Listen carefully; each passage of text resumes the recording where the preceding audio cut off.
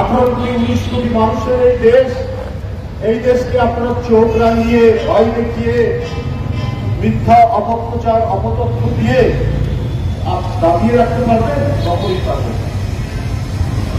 পতন হয়েছে সেই দিন থেকে ক্রমাগত ভাবে রিপাবলিক বাংলা, ক্যালকাটা নিউজ, একের পর এক এই সমস্ত সামাজিক গণমাধ্যম একবারে ডাহা মিথ্যা কথা তিনি বলে বেড়ান। আমরা ভারতের কোন আভ্যন্তরীণ বিষয়ে কোনো কথা বলি, ওখানে কংগ্রেস বিজেপি কে ক্ষমতায় আসছেন যাচ্ছেন, এটা তো ভারতের জনগণের ব্যাপার। ভারতের জনগণের যদি অধিকার থাকে তাদের কেন্দ্রে এবং প্রদেশে তারা ক্ষমতায় যাবে, সেই অধিকার যদি তারা থাকে। আর বাংলাদেশের নাগরিকের ওই অধিকার থাকবে না, অধিকার থাকবে ভারতের এই অপপ্রচারকারীদের।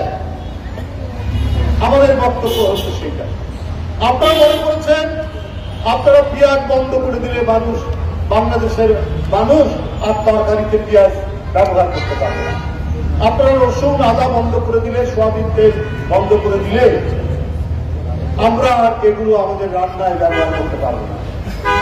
এটা তো আপনারা দুঃস্বপ্ন দেখছেন যে এদেরকে আমরা পানিতে, ভাতে, তরকারিতে ওদের বঞ্চিত করব। আপনারা পশু রপ্তানি অর্থাৎ গরু বিশেষ করে গরু রপ্তানি আজকে 5-6 বছর ধরে বন্ধ করে দিয়েছে। একটা দেশ আছেন পৃথিবীতে আর দেশ নয় যাদের কাছ থেকে আমরা পেঁয়াজ আমদানি করতে পারবো, যাদের কাছ থেকে আমরা রসুন আমদানি করতে পারবো, যাদের কাছ থেকে আমরা পাম অয়েল, সয়াবিন তেল আমদানি করতে পারবো।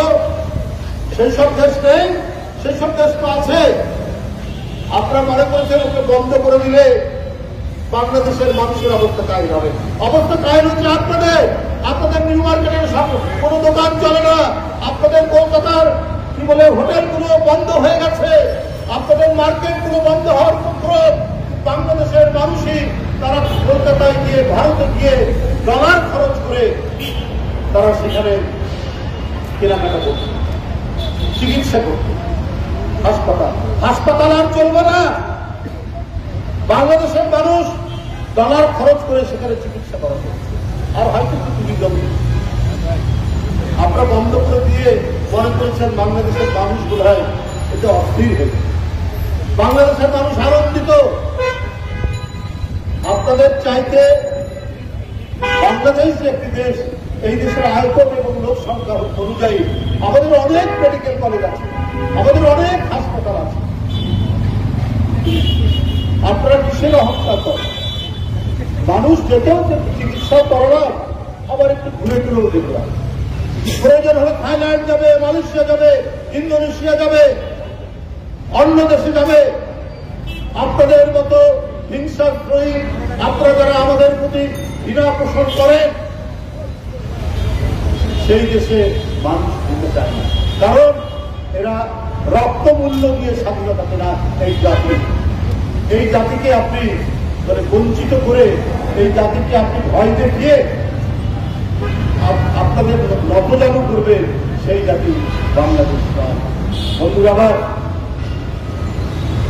রিপাবলিক বাংলা বলেছে যে চট্টগ্রাম যে ভারতের অংশ হিসাবে দাবি করা, আরো কত মিথ্যা অপপ্রচার দিয়েছে। আমরা বলেছি একটি স্বাধীন সার্বভৌম দেশে আপনারা দাবি করলে, আমিও এর আগে বলেছি, আমরাও আমাদের নবাবের এলাকা ওই বাংলা, উড়িষ্যা এবং বিহার আমরা দাবি করব। এটা তো আমাদের ন্যায্য মামলা। কিন্তু এই কথা আমরা বলতে চাই না।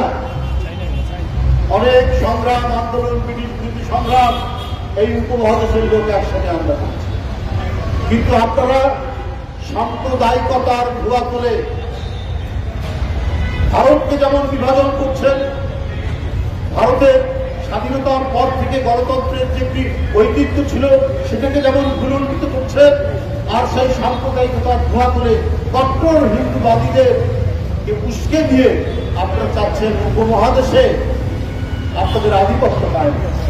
আপনাদের এই বিদ্বেষপূর্ণ মনোভাব, আপনাদের এই হিংসাত্মক মনোভাব, আপনাদের এই ধরনের বাংলাদেশকে ঘৃণা করার মনোভাবের কারণে আজকে নেপাল আপনাদের সাথে, আজকে ভুটান আপনাদের সাথে আছে, আজকে শ্রীলঙ্কা আপনাদের সাথে নেই, আজকে মালদ্বীপ আপনাদের সাথে নেই, পাকিস্তান তো নেই, বাংলাদেশ আপনাদের সাথে নেই।